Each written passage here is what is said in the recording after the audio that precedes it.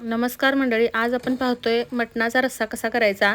तर हा कोल्हापुरी तांबडा रस्सा आहे. तुम्हाला हा झणझणीत तांबडा रस्सा कसा करायचा ते आज दाखवणार आहे. त्याचबरोबर मटणाचं सुक्कंसुद्धा कसं करायचं हे आज पाहतोय आपण. जगात भारी हा आपला तांबडा रस्सा सगळीकडे प्रसिद्ध आहे आणि बाहेरची लोक कोल्हापूरचा तांबडा रस्सा म्हटलं की अगदी आवर्जून खायला येतात इथे. जगाच्या पाठीवर बाहेर कुठेही जरी तुम्ही गेलात ना तरी तुम्हाला कोल्हापूरचं जेवण कुठेही चवीचं मिळणार नाही. कोल्हापूरच्या चवीचं असं जेवण कुठेच मिळत नाही. तर आज आपण पाहतोय ही रेसिपी म्हणजे सुक्कं आणि तांबडा रस्सा. कधी पुढच्या वेळी कधीतरी आपण पांढरा रस्सासुद्धा पाहूया. आता फक्त आपण तांबडा रस्सा पाहतोय. तर हे सुक्कं आणि रस्सा तुम्ही पाहू शकता. दिसायलाच इतका सुंदर दिसायला लागला की त्यावरूनच ओळखते याची चव काय असेल ते. न खाणारी माझी मुलगी थोडा वेळ कॅमेरा पकडायसाठी आली होती. तिने हे करताना पाहिल्यानंतर ती स्वतः म्हणत होती की मला खावावंसं वाटते. मग तिने रात्रीच्या जेवणात थोडंसं खाऊन बघितलंच, कारण ते दिसायलाच छान दिसत होतं. चला तर आपण आता रेसिपीला सुरुवात करूया. सगळ्यात अगोदर इथे मटण मी स्वच्छ धुवून ठेवले. पहा, चाळणीत पाणी नितळत ठेवले. 1 किलो मटण आहे हे. त्यानंतर गॅसवरती कुकर ठेवला आहे मी कुकरमध्ये करत आहे.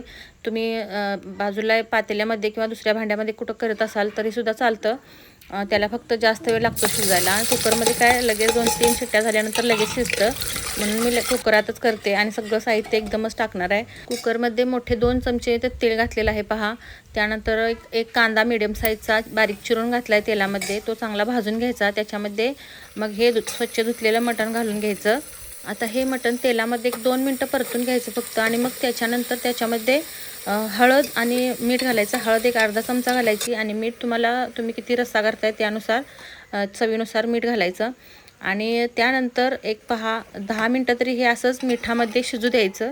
असं केल्यानं काय होणार, आपला रस्सा पण चवीला खूप छान होतोय आणि पूर्ण त्या मटणाचा आरक आहे ना, म्हणजे त्याची जी चव आहे ती तेलामध्ये पूर्ण उतरते आणि ती रश्श्याला येते. हळद आणि मिठामध्ये मटण चांगलं परतल्यानंतर त्याच्यामध्ये तिखट घालायचं आहे. लाल तिखट तुम्हाला किती लागतं तेवढं घाला. थोडा झणझणीत करायचा असेल तर थोडं जास्त घाला. माझा रस्सा कसा असतोय, झणझणीत पण झाला पाहिजे आणि तिखट पण झाला नसला पाहिजे. तर अशा पद्धतीचाच आमच्या घरामध्ये लागतो, त्यामुळे मी तसाच करते. तर हा मसाला आहे पहा. याचा शॉर्ट व्हिडिओ मी काही दिवसापूर्वी अपलोड केलेला आहे. कोल्हापुरी ओला मसाला म्हणतात याला.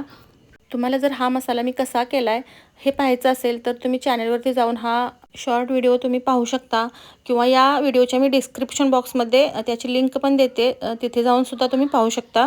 तर आता इथे पहा, मसाला घातल्यानंतर छान 2 मिनटे परतून घ्यायचा. त्या मटणामध्ये एकजीव करून घ्यायचा आणि त्या लाल तिखट वगैरे सगळं घातले ना त्याच्यामध्ये. त्यानंतर गरम पाणी घालायचं आहे. तुम्हाला जितका रस्सा करायचा आहे ना तितकं तुम्ही गरम पाणी घालू शकता. पाहिजे तेवढं गरम पाणी घालायचं, म्हणजे एवढं पण काय 20-30 माणसांचा रस्सा करायचा नाही बरं काय. तेवढेच एक 7-8 लोकांच्यासाठी तुम्ही करू शकता. नाहीतर जास्त करायचं जाल आणि चव बिघडेल. गरम पाणी घातल्यानंतर कुकरचं टोपान झाकायचं आहे आणि आपल्याला त्याला 3 शिट्ट्या कराव्या लागणार आहेत, किंवा जर मटण जास्त जून वगैरे असेल ना तर 4 शिट्ट्या करून घ्यायच्या. आणि त्याची वाफ जाईपर्यंत अजिबात ओपन करायचं नाही, ते तसंच ठेवायचं शिट्ट्या करून झाल्यानंतर. आता कुकरच्या शिट्ट्या होईपर्यंत आपण सुक्कं कसं परतायचं किंवा त्याची तयारी करून घेऊया.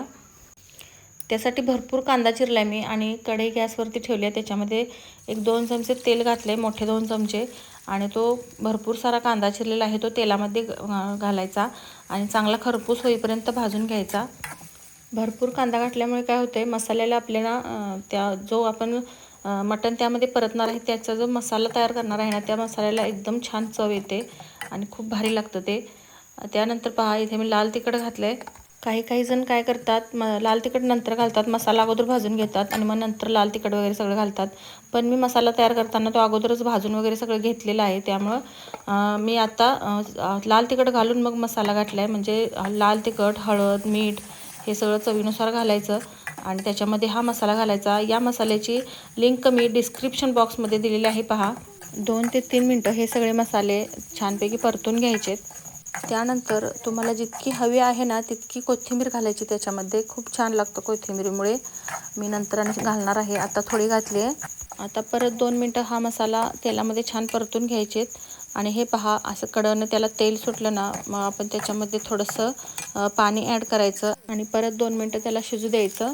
हा मसाला परतत होतो त्यावेळेस धनू आली होती आणि हा मसाला पाहून तिच्या तोंडाला पाणी सुटलं आणि नाही नाही म्हणत तिनं न खाणारी मुलगी तिने संध्याकाळच्या वेळेला सुक्कं थोडंसं खाल्लंच. तर इथे आता तुम्ही बघू शकता आता पाणी घातल्यानंतर आणि परत 2 मिनटं त्याला शिजवून घेतलं आणि आता अशी एकदम तर्री आली आहे पहा. खूप छान मसाला आपला तयार झालेला आहे. आता इकडे दुसरीकडे कुकरच्या आपल्या शिट्ट्या पण झाल्यात आणि त्यामधली सगळी पूर्ण हवा गेलेली आहे. त्यानंतर आपण आता कुकर उघडलेला आहे पहा आणि रस्सा आपला एकदम झणझणीत तयार झालेला आहे. त्याच्यामधलं आता हे मटण काढून आपण त्या मसाल्यामध्ये घालणार आहोत. मटण काढायच्या अगोदर आपण त्याच्यावर पण थोडीशी कोथिंबीर टाकूया. कोथिंबिरीमुळे रश्श्याला रंगरूप चव एकदम छान येते नाही का. मी जरा कोथिंबिरीचं कौतुक जास्तच करते असं वाटतंय, पण मला कोथिंबीर खूप आवडते त्यामुळे जरा जास्त कौतुक होते. त्यानंतर इथे पहा त्याच्यामधलं रश्श्यामधलं जे मटण आहे ना ते आता आपण त्या मसाल्यामध्ये टाकतोय. तर हे असं काढून नितळून रश्श्यामधनं घ्यायचं आणि त्याच्यामध्ये मसाल्यामध्ये टाकायचं. मसाला पूर्णपणे शिजवून घेऊन मी अगोदरच गॅस बंद केला आहे. त्याच्यामध्ये आता फक्त आपण मटण टाकणार आहोत आणि त्याच्या आता फक्त हलवून मिक्स करून घेणार आहोत. तर इथे पहा मी अजून थोडीशी कोथिंबीर त्याच्यावर टाकलेली आहे आणि मग हे मिक्स करून घ्यायचं. आता परत याला गॅसवरती ठेवायची आणि गॅस लावायची काही गरज नाही.